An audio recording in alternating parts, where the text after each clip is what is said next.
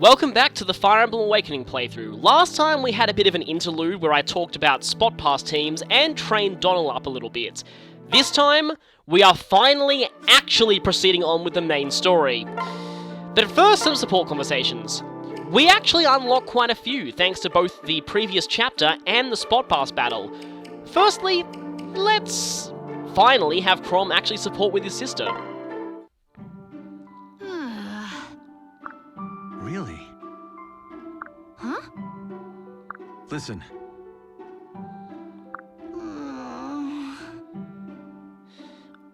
Well, I guess you kind of have a point. Lissa doesn't What? exactly act like a stereotypical princess. Right. Hey.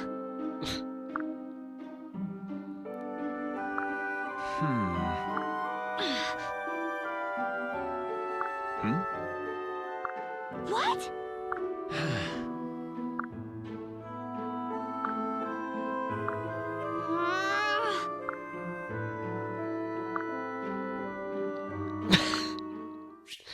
So that's sort of interesting. We see a little bit more depth into Lissa there.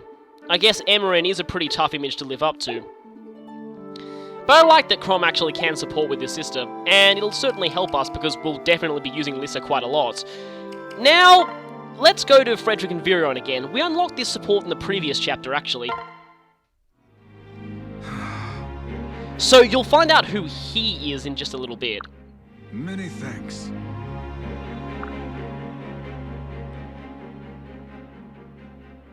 Ah.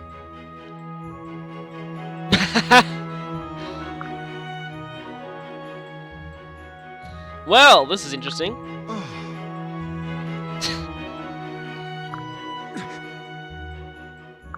Do tell. No. That's kind of suspicious. Yeah, it would probably be a good idea to decline that kind of offer. Yes, yes. Yeah, definitely for the best. Explain. That does sound kind of weird. No,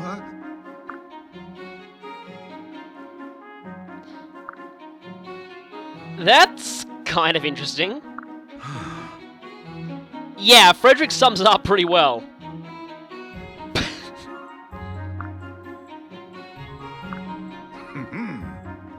Really?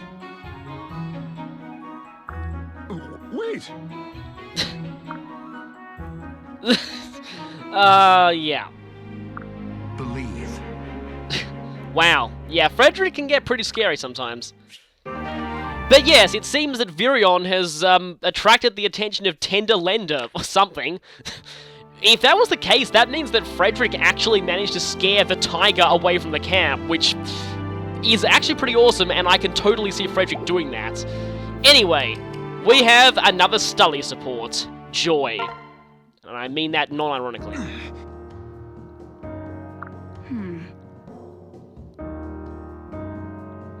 Nah.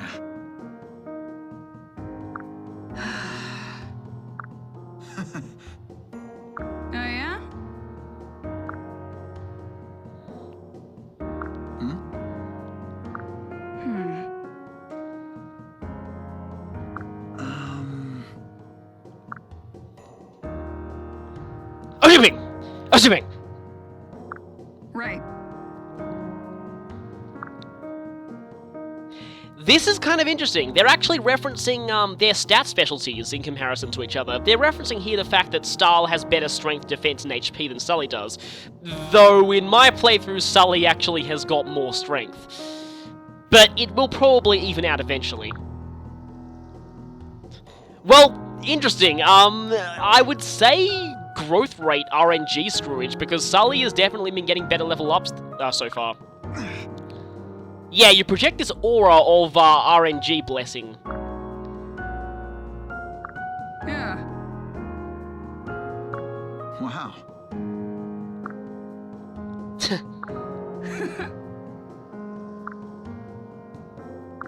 Very nice. This support was pretty much the one that kind of sold me on this pairing when I actually first played this game. It really shows that Sully can actually be really supportive when she tries. I really like it. It shows another side of her. And we have Donald and Kellum. I got this support during the skirmish I did in the last bonus episode. Now, I've never actually seen Donald and Kellum supports before, so this is actually going to be new to me. Huh? Well, looks like he can still sneak up on people. Sorry.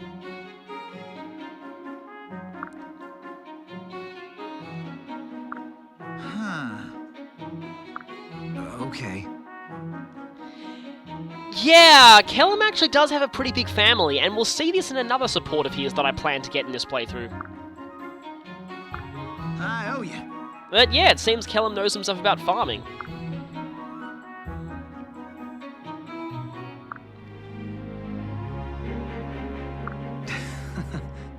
Yeah, people who think berry picking is easy definitely haven't seen how complicated the mechanics can get in Pokemon X and Y.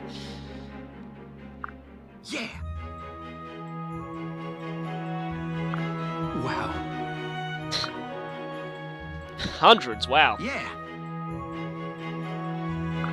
Okay. Well, Kellum's got a pretty big task ahead of him. But at least another C support's going to help out Donnie quite a bit. Yeah, he also supports with Stahl, and this support is kind of hilarious because they're both voiced by the same guy, at least in the English version. But yeah, with that, I'll just see if there's anything I can do in inventory. I mean, this is fine. Oh yeah, you probably need to give the Slack Bow to Virion, even though, I mean, it's not like he's going to make good use of it, but still. Actually, take Walt's Bow while you're at it, even though you can't use it yet. Sully seems fine.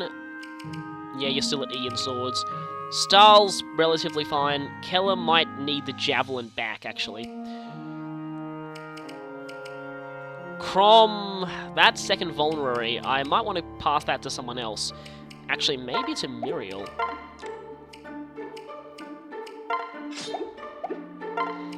Mary Sue, I think, is fine for the moment. Vake is fine, you're fine, and you need to get rid of your Vulnerary because we're not using you. Okay, with all that done, time to finally proceed with the main plot at Arena Ferox. Chapter 4, Two Falchions, both alike in dignity. In Regna Ferox, or Castle Ferox, where we lay our scene, and I'm going to stop quoting now. And yes, Raimi's here. She's still fine. Good.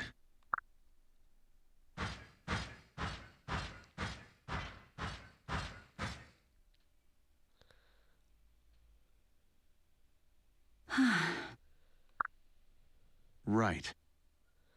Well, we already found that out in the last chapter. Again, we found that out in the last chapter. Am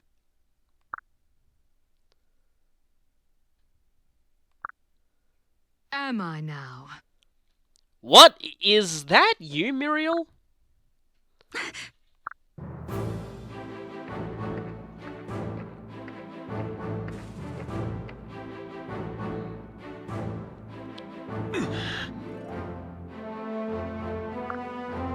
Exactly. Yes, this may not be Muriel, but she does share her voice actor. This is Flavia. She is the East Khan of Regna Ferox, and, again, voiced by Tara Platt. Well, you better. That could have gone very badly. Thank you. Yeah, good thing that Raimi didn't die, otherwise we'd have some serious explaining to do. Right. You'd think they'd try and, you know, not have something so incriminating, but, I mean, they are bandits, so they generally have pretty much no brains at all.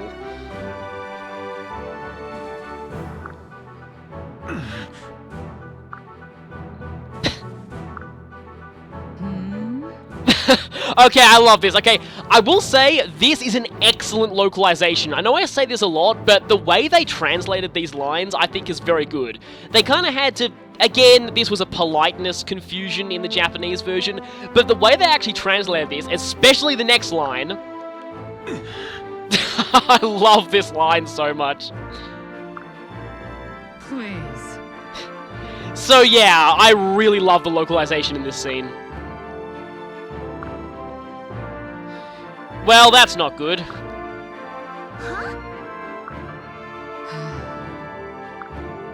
What?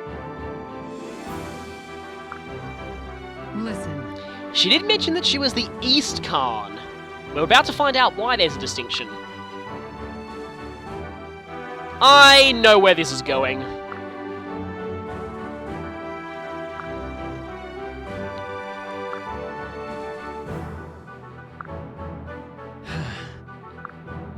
No. Lore of RPGs. If there is a tournament that is mentioned at one point in the plot, you will be taking part in it. No exceptions. Listen. Well, yeah, we just completely destroyed her, so that makes sense. So, we have to represent the East Khan in the tournament, obviously. And that's a tall order. We have to win and make her the ruler. Really?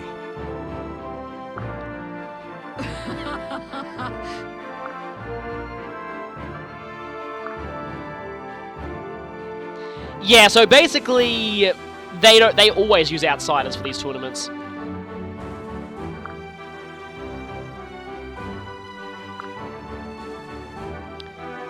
That I know of. Yeah, just who fought in these past tournaments? Right.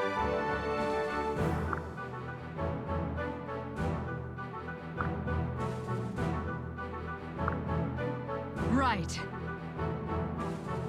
Well, I do too, because otherwise we get a game over.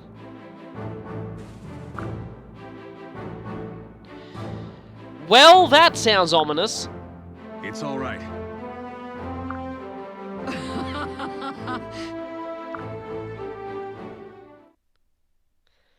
And already we're taken straight to the select unit screen.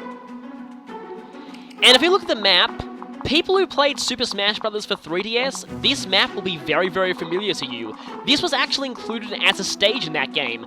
A decision that I really like. Finally, we have a Fire Emblem stage in the Smash series that is actually based off of a real location in the series, as opposed to just being generic. I really love that, and I'm kind of annoyed that the Wii U version got the generic version of the stage. Anyway, we have a couple of fighters, some mages. This guy has focus, we're going to need to watch out for him. More fighters, some armor knights, and what the... Yes, we are fighting Masked Marth. Now, I have to say this. Masked Marth is by far the toughest boss we've faced so far in the game.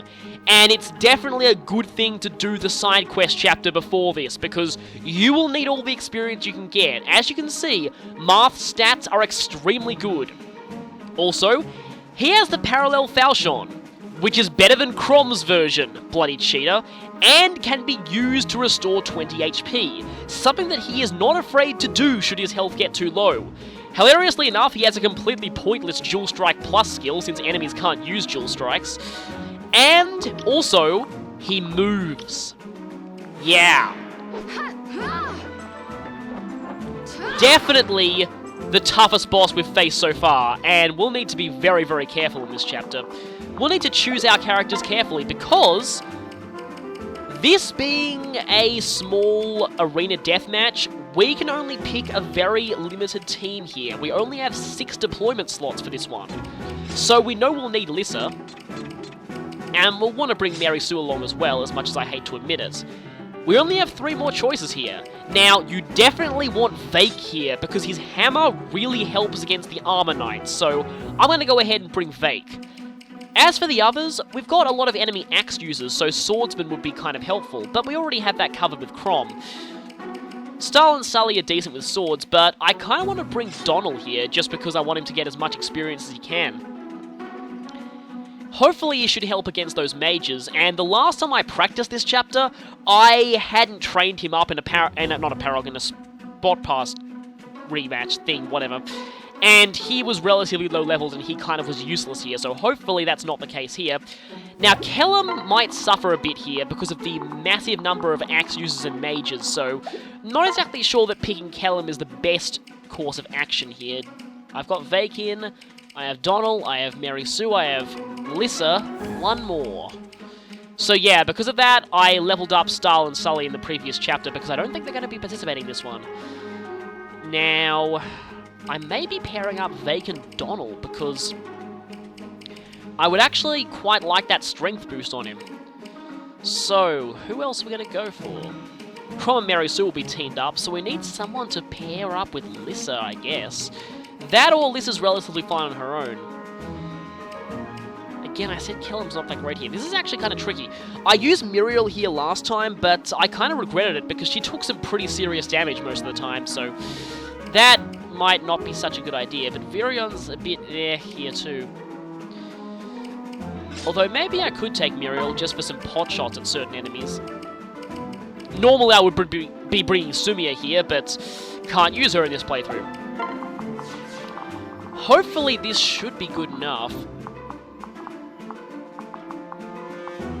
Definitely want to do that. Which direction should Donald go? Any direction is kind of bad, but that way has a high critical mage, so don't want to go there. Actually, pairing up Muriel and Lissa might not be such a bad idea, because it'll give a big magic boost. So as you can see, this is a pretty small map, so this can get kind of tricky. I'm not going to save just yet, because you'll see why once we actually get into the fight. Let's do this.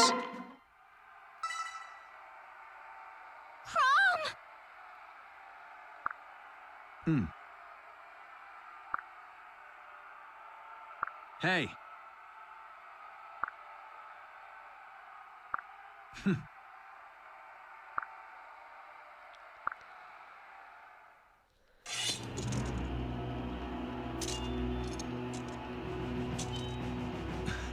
Where did you get that? There's no way.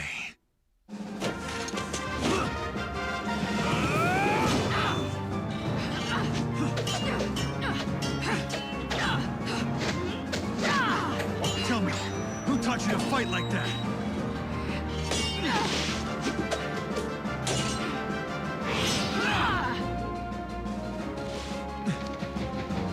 My father!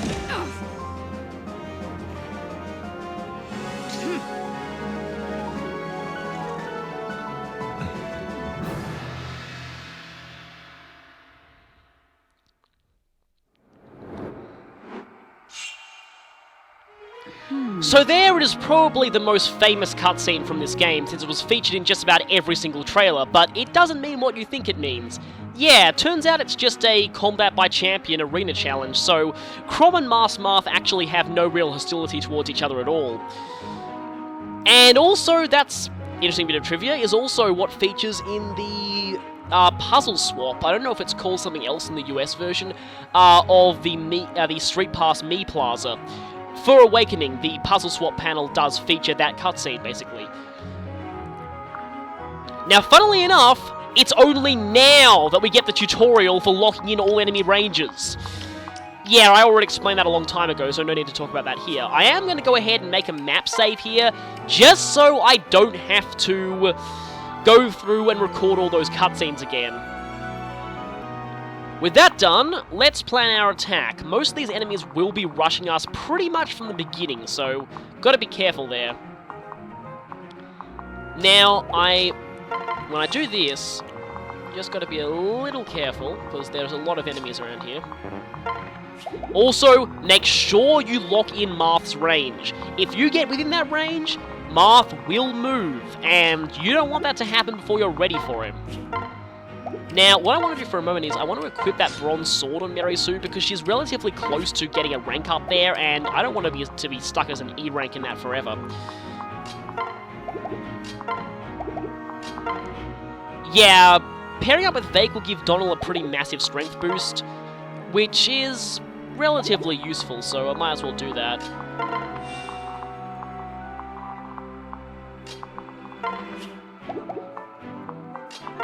Actually, at the moment, I might need to do this.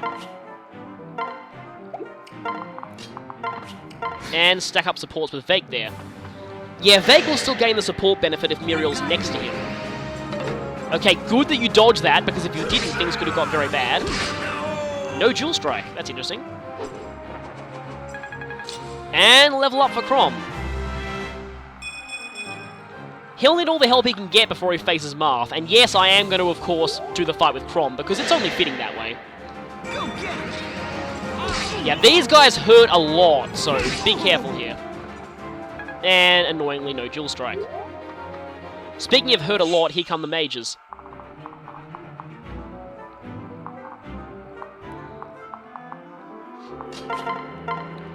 Okay, Vake will take that guy down next turn, and I may want to do that, actually. Gotta watch out for that critical chance, though. Yeah, 8% critical is a little worrying. Actually, Muriel could pretty much destroy this guy, though. You know what? I might actually want to do that. Although, let me just say something. Oh, not quite. But I could equip the Javelin, so to make sure that I'll always be able to get a counterattack on that guy. Okay, so... Air fire's enough. You can do it!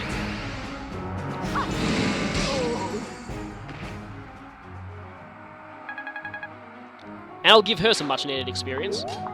Okay, switch, equip Javelin, and wait. Okay, it's an item. Ticky's Tear. Well, of course you haven't seen something like that back on the farm.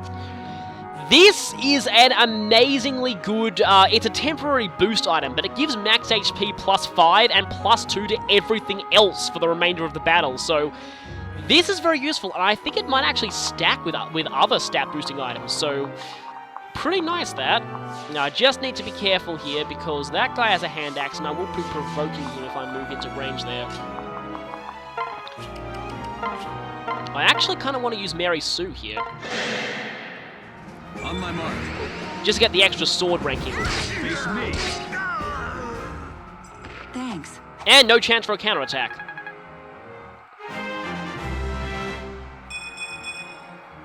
Well, your skill has been lagging behind. Well, Crom got the rank up there, but kind of was hoping Mary Sue would. Okay, this is what I was hoping for. Okay, 1%, that's very scary. Okay, good, no critical. Dual strike would have been helpful there. Okay, you're coming. I've got you. This is usually a very short chapter, and how did that hit? Okay, the armors are moving. This is why I brought the hammer.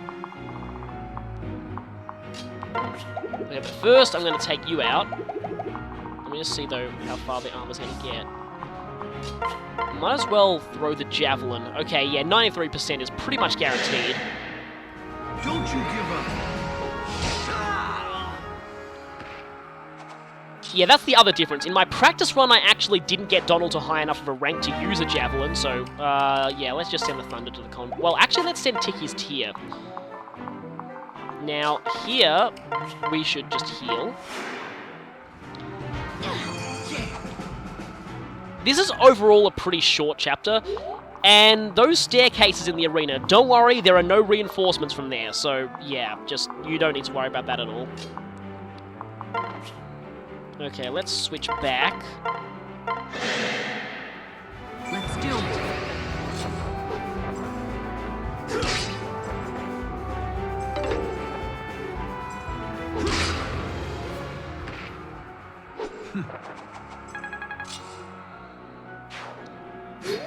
And enemies incoming. You have put yourself in a perfect location to get vaked. As much as I would like Donnie to actually... Well, he's doubling. And doubling for quite a lot of damage, too. The problem is that Axeman there. Not really a fan of getting axed. Yeah, with that 11 damage as well. Though, honestly, okay, I really do want to just hammer that guy, but... Because, like, yeah, just watch this. Yeah. Yeah, one shot. One shot's all it takes with the hammer, so that's mainly why I brought Vake. How much does he do to Veg, that guy? 10. Yeah, I kinda want to get rid of you. You ain't alert. Just to at least show you how good the hammer is.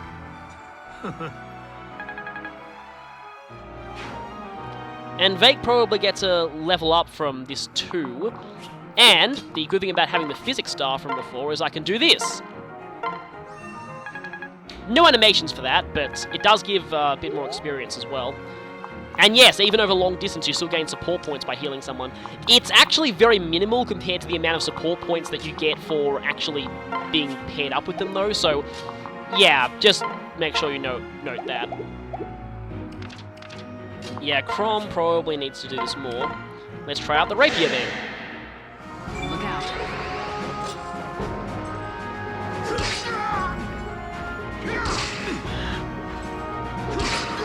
No dual strike.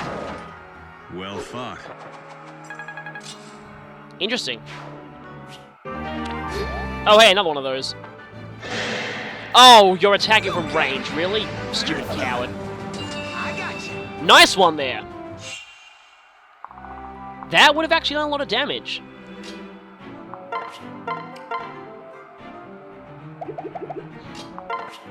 Yeah, this is going to be very, very annoying. Weirdly enough, Donnie's probably going to do a better job of this on his own. Knock 'em silly. Learn your lesson. Okay, that was exactly what I wanted to happen, because that'll give them...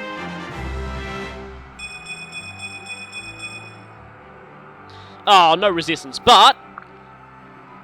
My first ever Dabururiburapu! And you gain magic? Really? Okay. Guess Donald's amazing growth rates are contagious. Speaking of which, Donald's stats are certainly getting a lot better. But, yeah, double level up. I always love it when that happens. And the only enemy that's left is right there. This is going to be... yeah. This could be a problem. If I handle things right, it shouldn't be too much of one, but... Okay, good, he's not moving. Okay. We're almost ready.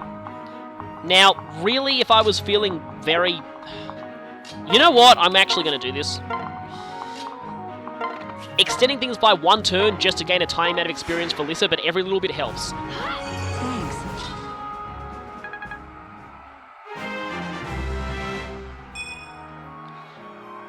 Yeah, well, that was pretty much karma after that ridiculous level up she got before.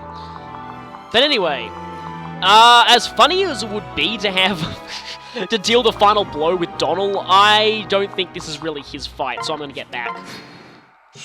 Okay, good, not moving. Right, going to hit this event tile. Really? Really? Ah! Mary Sue's rigging this, she is. I would have preferred a weapon or even a rank boost there, but more so a weapon. Gonna keep Lissa around. Actually, gotta be careful there, because if Marth goes after her, that'll be a bad idea. Gonna just stay back here.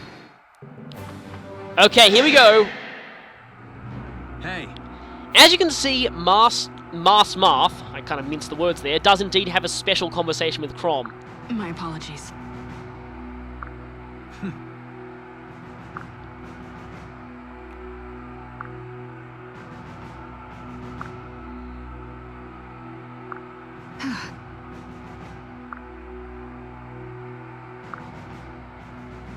I'll cover you. My turn.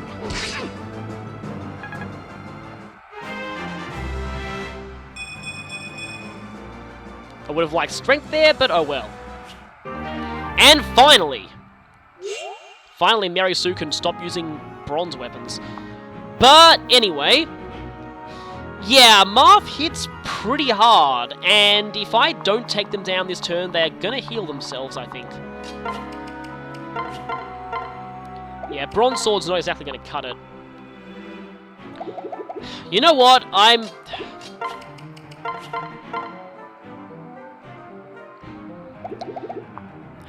Should I could just... Okay, I could just be really cheap and do this. Not exactly the best way to take them down, though. I kind of want to give them a fair fight, so I'm actually instead going to go over here and just switch over to Mary Sue. Because there's actually a normal conversation with Marth as well as a special one that I will get for this. Except they use their healing. Right, you're being cheap, I'm being cheap. Long range time. So, yeah, basically this is just the generic conversation with Marth. My strength is yours. No dual strike, really. Okay. Also note, the parallel falchion has infinite uses, so no wearing Marth out of their weapon. Okay, good, they're actually coming at us. I've got your back. Hold on, I'm coming.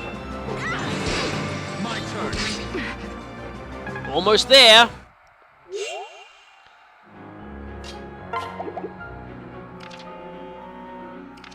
Almost there. Just one more hit. And in fact, I can do it with a bronze sword. As one. On my mark. We're not done yet. I am bested. I love Marth's defeat line. So, we have taken down Masked Marth. Or should I say, Mary Sue took them down. And of course, Mary Sue and Crom are the heroes. So, that stage is mostly about the boss. As you can see, this boss is definitely the toughest in the game so far, so definitely be careful. But, seems we've won the tournament. Very nice. And so, Flavia is now the ruling Khan, and we have our alliance.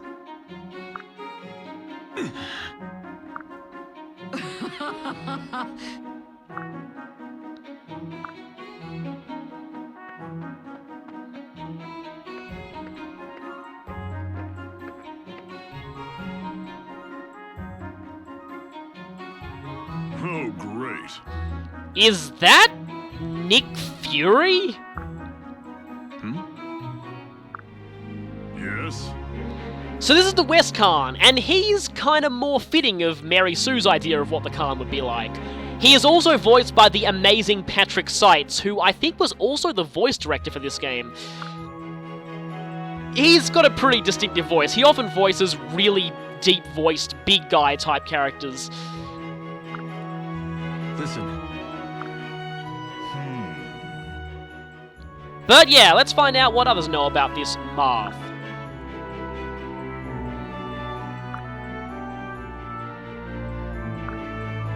Basilio's not exactly the most serious of types. He likes to make jokes pretty often. Of course, mysterious masked character flees the moment everything's over. Oh, Lissa, you do realize that's your very, very distant ancestor, don't you? You are blood related. huh?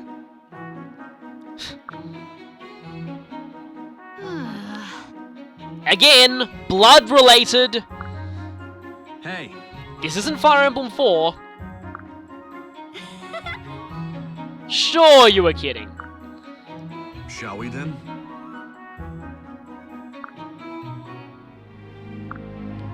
Yes. So we gotta head back. Hey. But before we go, Nick Fury has a present for us. He's gonna lend us one of his Avengers.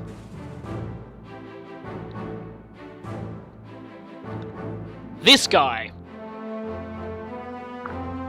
All right. So this was the former champion who Marth totally owned.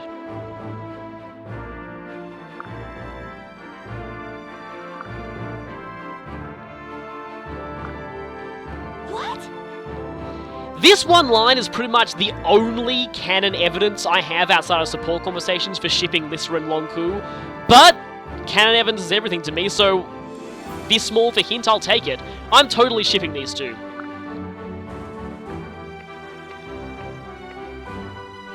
Get back.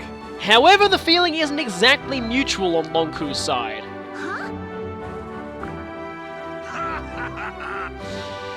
That would be an understatement. Lon'qu has a severe phobia of women, and if you want to find out why, some of his support conversations do reveal it, though I don't think I'm actually going to be getting those supports in this playthrough. I will explain it when the time comes, though.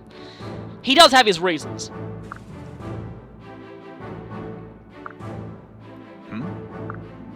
All right. Listen. Right.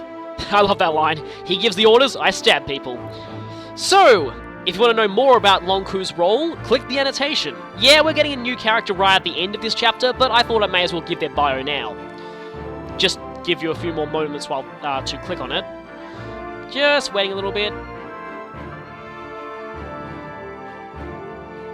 I think that's about enough time. Good. Yes, welcome aboard, woman-fearing Avenger. So, the moment that we save here, another cutscene is going to take place. So, for now, I'm going to call this. The tournament is over. We have defeated the toughest boss so far. And I'll see you next time, where the plot really starts to progress.